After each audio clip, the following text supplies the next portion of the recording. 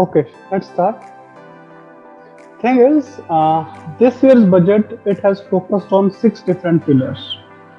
Notably among the pillars are it is focusing on health, it is focusing on infrastructure, focusing on agriculture. All these things it have focused on. Just hold on. चलो बच्चों सुनिए अभी काम की बात करते हैं ठीक है तो basically this year's budget it has been divided into six different pillars. Notably among those pillars are health, infrastructure, then human capital, agriculture, say research and development, and last is minimum governance, minimum government, maximum governance. So as such, this is not an effort to analyze the budget. The budget analysis will be starting from next week, where I'll be taking up one pillar one day, and then I'll be discussing it. And whatever technical terms have come in that part, I'll be discussing those also. Right? But अभी जो है अभी the focus of this thing is to tell you what type of questions can be asked and how to answer those questions in the mains perspective. Because every year in the exam, it's a budget which gives a lot of questions in the prelims exams as well as the mains exam. So let's start with question number 1, which starts from Indian health sector. Question is, COVID-19 pandemic has exposed faults in Indian health sector. Do you think PM Atmanirbhar Swasth Bharat Yojana can improve the scenario? तो ये जो scheme है PM आत्मनिर्भर भारत स्वस्थ भारत योजना, it has been launched in this year's budget. All right, and so what do you focus in this question? First we need to tell कि COVID-19 के कारण which faults have been exposed in our Indian health sector. First of all, we just need to give an introduction.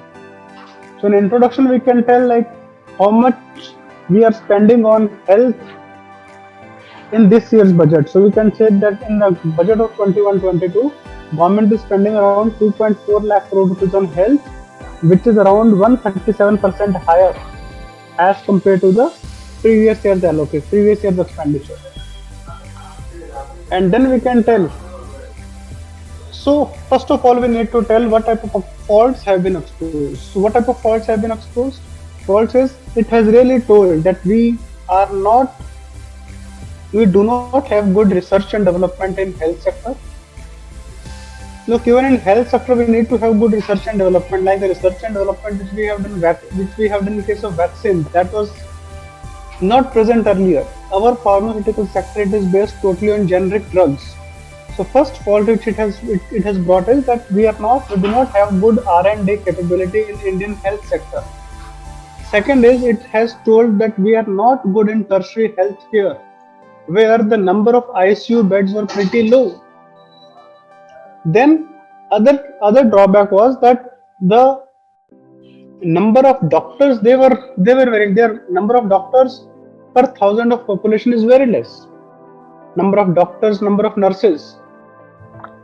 It also shows the poor status of primary health center. So other fault which it has told is that we have very less number of labs. If you remember, we initially struggled to get enough number of tests in COVID.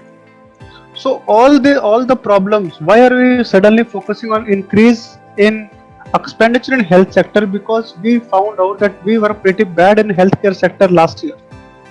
So then this government has brought a scheme which is called PM Atmanirbhar Swasth Bharat Yojana. So how can this scheme improve? First is, what are the various provisions of this scheme and how are we going to improve because of this? So first is will in this scheme, public health labs will be set up. All right. So this public health labs, they will be obviously helping us in prevention of diseases. Then critical care hospitals will be set up. National Center for Disease Control will be strengthening. And an integrated health information portal will be also set up. And a National Institution for One Health will also be set up. All these things are given in this year. You can see it, by the way. So it shows that the outlay will be around 64,000 crore rupees. This will develop capacities of primary, secondary, and tertiary health systems. It will be strengthening existing national institutions and create new institutions to cater to detection. And the main intervention was we will be setting up integrated public health lab, critical care hospitals will be set up. We'll be strengthening the National Center for Disease Control, expansion of integrated health information portal to all the states, and setting up of National Institution for One Health. Alright, this One Health topic is important. You guys do it yourselves. Alright. So then, that will be the body that how this scheme can help, and then in conclusion we can tell that okay, that government has allocated 2.37 lakh crore rupees for this, but out of this 2.37 lakh crore rupees, hardly 70,000 crore rupees is for the health system, and only 0.001% of GDP is being allocated to research and development in health. Why it is becoming 2.37 lakh crore rupees is because around 60,000 crore rupees is for the Jal Jeevan Mission. Alright, other is for providing the similar grants to states. So all these things, they are challenges, and we need to, in suggestions we can tell that we need to increase the allocation of budget for research and development in healthcare sector. That's the conclusion. It says One Health because health is integrated. It doesn't say, because as per the system of One Health, the system was brought last year. One Health is like our health is not segregated from the health of animals, whose health is not segregated from plants. So if we have to really become healthy, we need to focus on One Health, where we need to focus on our health, animal health, plant and overall health. Hence it is One Health. Second question, let's move on to second question.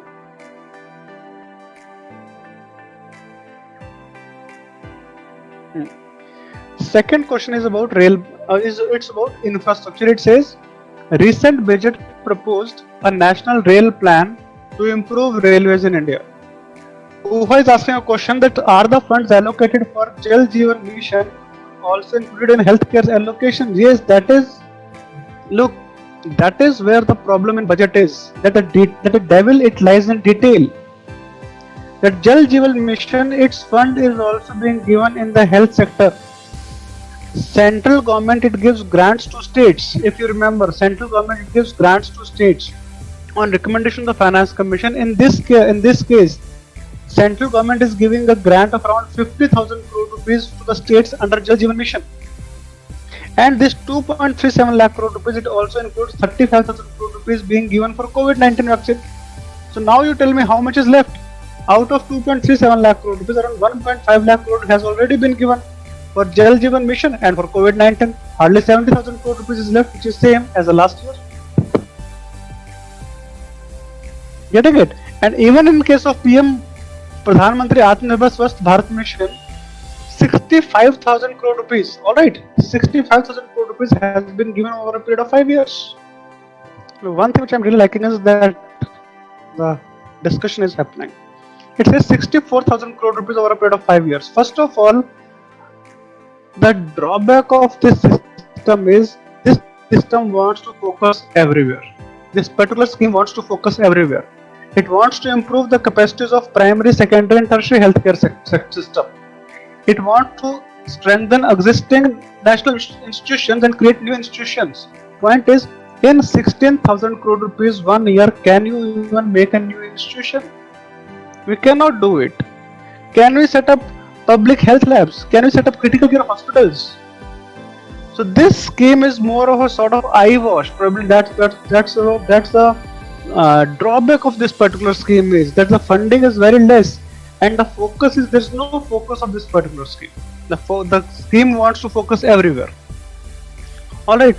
And then Srijini Sen, she is asking a question. This is the national rail plan is somewhat politically biased, particularly when it comes to the states where elections are waiting ahead. Shall this be highlighted as a drawback?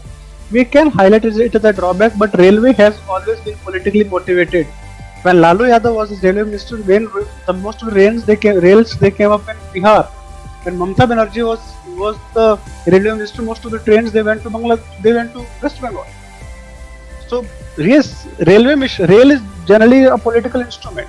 Anyways, let's move to National Rail Plan. So it says that so what's the question mark? And I would really suggest that other people also come up with their comments. It will make the whole session very interactive. It says recent budget proposed National Rail Plan to improve railways in India. What are its objectives? So first of all, in introduction, we can tell that we have so many of we have these many stations in India. We have these many people using railway line every year. All these small data you will be finding in my book, so you can use that. All right, I'm not saying that you read my book. What I'm saying is it's given in my books, so you take it from somewhere. So the recent the introduction, the facts about railways, you can get it from there.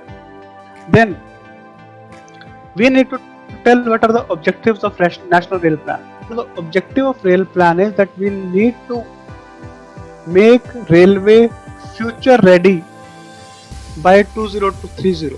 So currently Indian Railways is suffering from capacity, not from demand. The demand is there, but we are not able to provide as many rails as are required. And we are able to provide trains also, but we are not able to provide basic infrastructure for the trains. That is, every year you would have heard that number of trains are increasing, but the new number of trains, they are running on the same tracks, due to which the time taken to maintain the tracks is coming down, which is leading to accidents of derailment. If you have monitored Indian Railways in the last 5-6 years, accidents like fire in the train, it has reduced.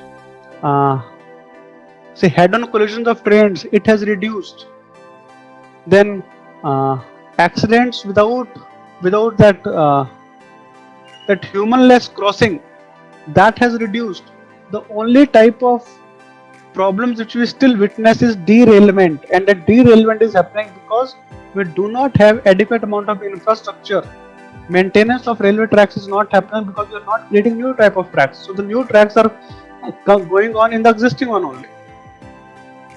Alright, so what are the objectives? Objective is we need to make railway system future ready by 2030. We need to add capacity, and at the same time the capacity should be such that it is able to cater to 2050. Alright, so we need to create capacity ahead of 2030, and we need to increase the share of railways in freight from 27% to 45%. This factor is important. Look, earlier most of the freight would be carried through railways only, but in case of railways we have a problem of cross subsidization. Alright, we have problem of cross subsidization in railways, where the passenger fares are kept very low, and to compensate the loss to railways over there, the freight charges are kept very high. Hence, the most of the freight has moved from railways to roads, which is contributing to greenhouse gas emissions also, as well as a loss of revenue for the trains.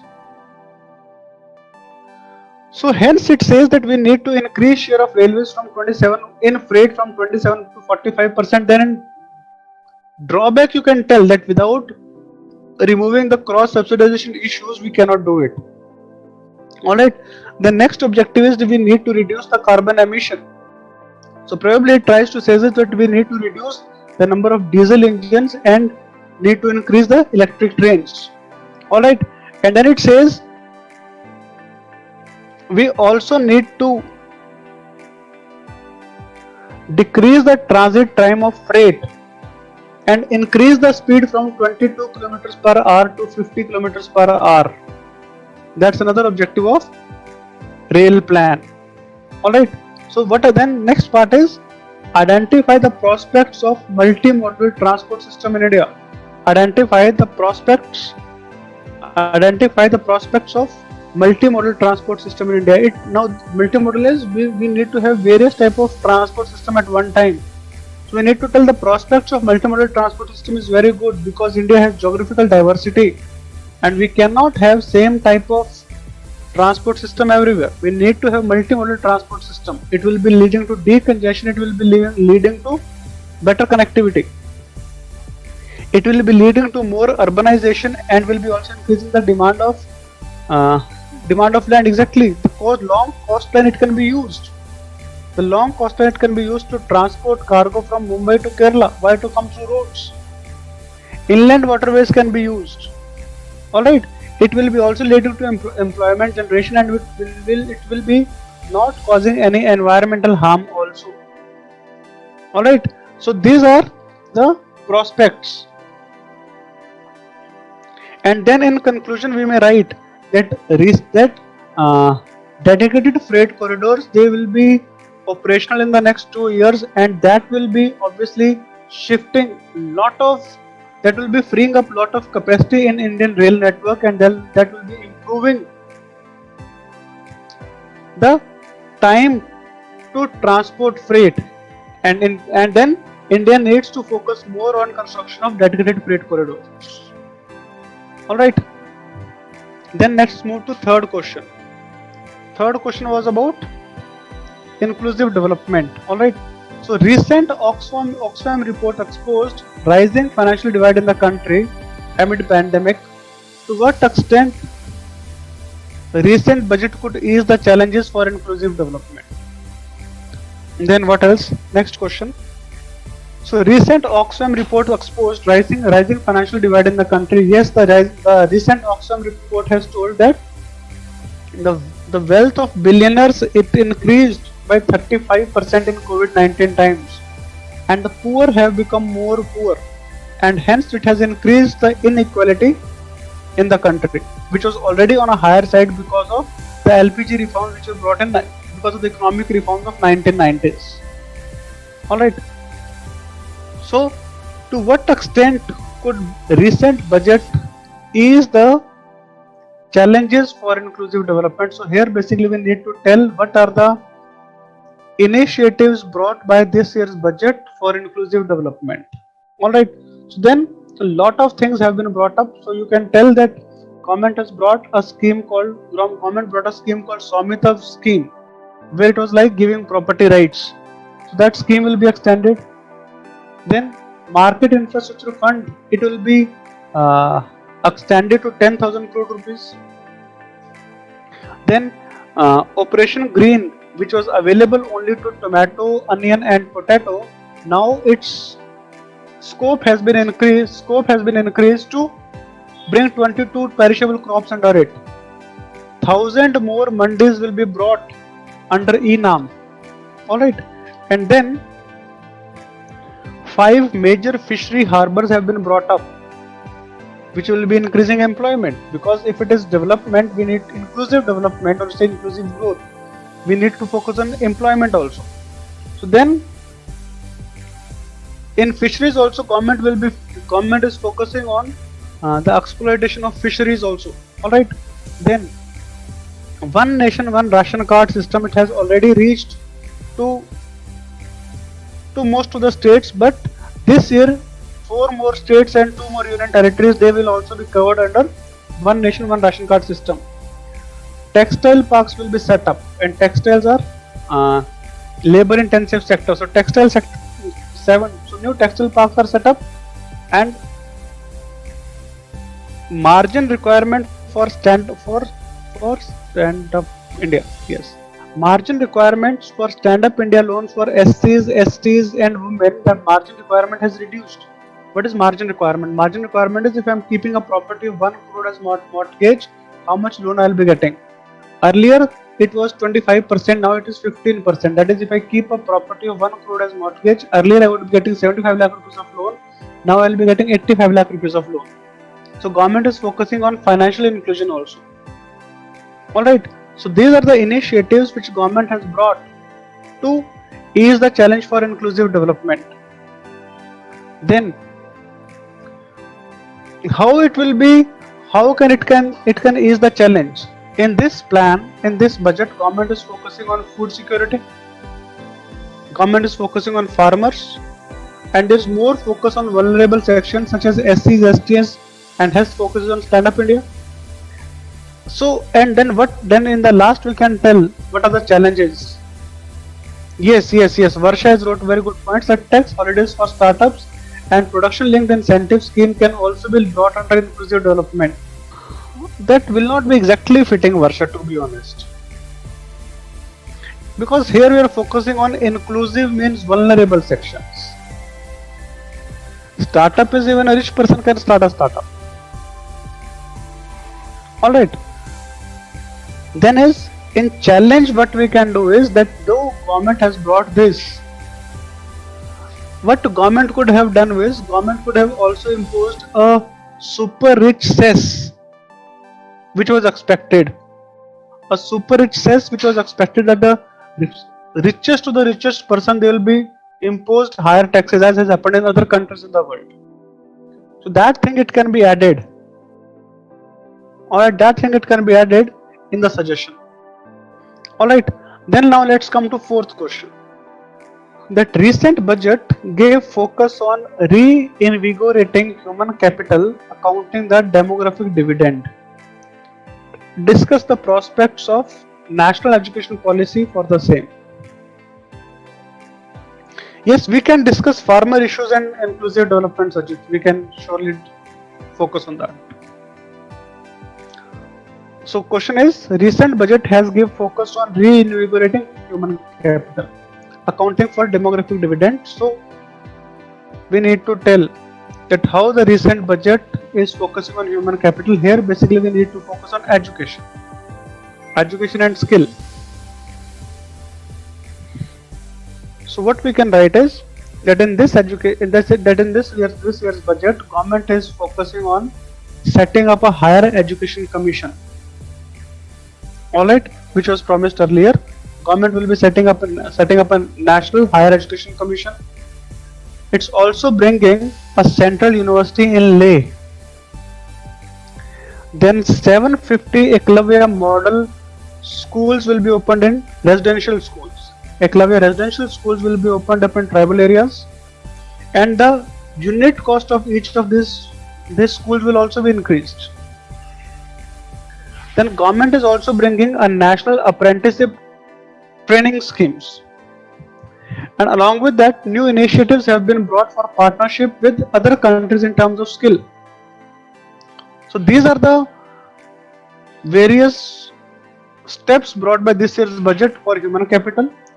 What are the prospects of national education policy? We may say that this year's budget has taken small steps as per new education policy. So new education policy it is focusing on vocational training. This year's budget also focusing on vocational training.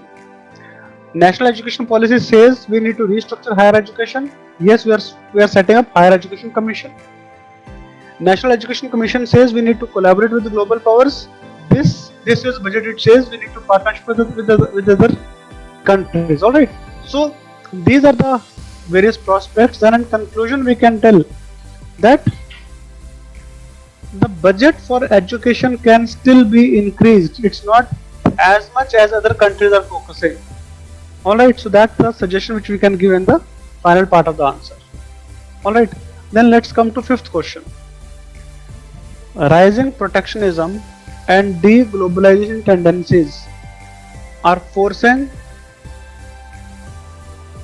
to invest more on R&D.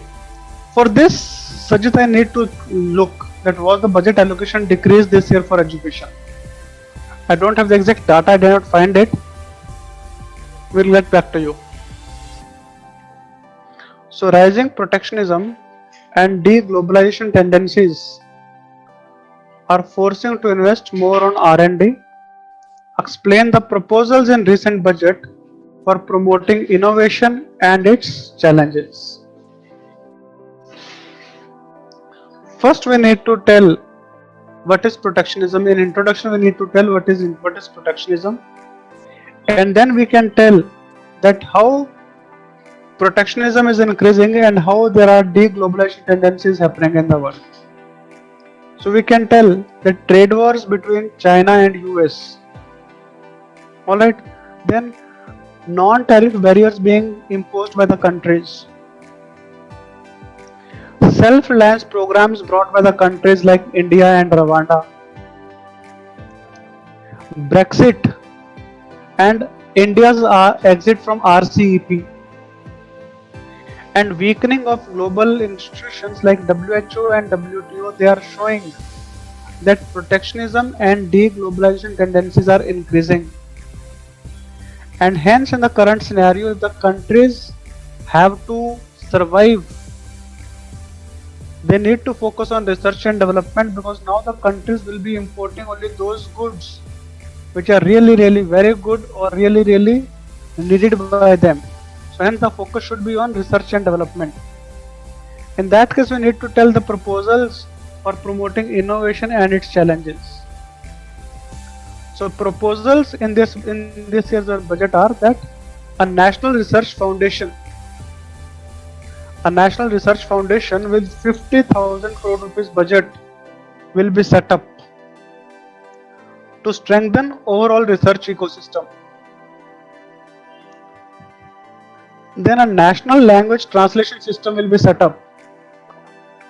A national language translation mission will be set up so that all governance and policy related information of the government which is available on internet, all that information is converted into local languages so that most of the people in India can get benefit from it. Then government is starting a Gaganyaan mission where four astronauts will be sent to space. Government is also bringing a deep ocean mission where we'll be focusing on exploration and conservation of deep sea and deep sea biodiversity. Alright. So these are the proposals. Then we can tell the challenges. That there are a lot of challenges in terms of research and development. The biggest one is financial constraint, where less than 1% of GDP has been allocated to research and development. In India's case, we do not have much value for IPR regime, and there is huge industry academics divide on what is the requirement of the industries and what is the academic providing to the industries. Alright, so that's the fifth question. Then let's come to the sixth question. Sixth and the final question. That recent budget also pushed the idea of Digital India. How e-governance can help the motto of minimum government, maximum government? So first in this question we need to tell that which all initiatives have been brought in the budget which pushes the idea of Digital India. First is this year's budget, it is focusing on digital census. The new census which will be held in 2021, that will be totally digital, unlike earlier where the focus was on paper. Then National Commission for Allied Healthcare Professional Bill, it will also be brought up. The focus is on digital literacy. Government is focusing on reforms in tribunals. Like Income Tax Appellate Tribunal, it will be made faceless. Dispute Resolution Committee for income taxes, that will also be made faceless. So government is reducing the government part, the human part, and more things are being focusing on governance. Alright. So, and how can it focus? How can e-governance help the motto of minimum government and maximum governance? Is first, it will be increasing efficiency and responsiveness. It will be increasing efficiency and responsiveness. Yes, exactly. It will be bringing transparency in the government system, accountability in the government system, and will also be reducing the time taken to give the service, and also the corruption. Alright, it will reduce human labor also. Everything is being done online. Alright, so this is how e-governance can help the motto of minimum government and maximum governance. Alright, so that completes the discussion of these 6 questions regarding from each of the pillar brought in this year's budget. Alright, I will be discussing again complete budget.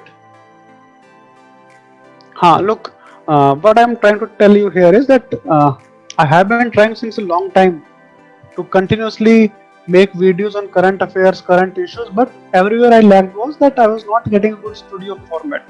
So recently I got a good studio in Delhi, where I'll be recording classes, where I'll be recording important topics, important current affairs, and probably next month a studio will be set up in my home also.